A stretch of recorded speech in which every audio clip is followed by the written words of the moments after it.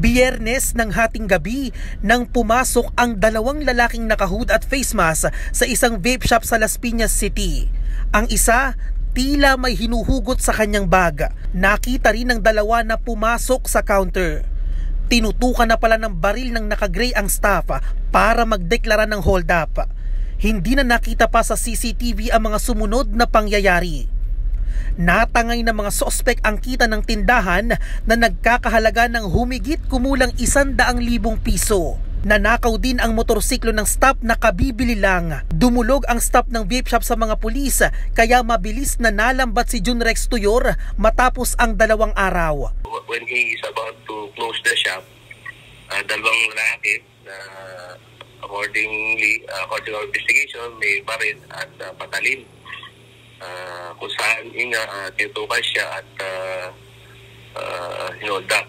After the incident, nung ating nalaman, ating police station, immediately responded tayo at nag-conduct ng follow-up operation. So, the span of more or less 27 hours, na-identify natin at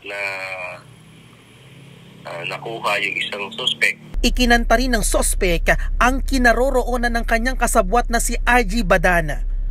Nakuna ng dashcam ang pag-aabang ng pulis sa isa pang sospek.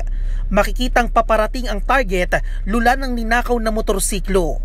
Dito na siya sinundan ng mga pulis at tuluyang naaresto. Siya ang nanutok ng baril sa staff ng vape shop.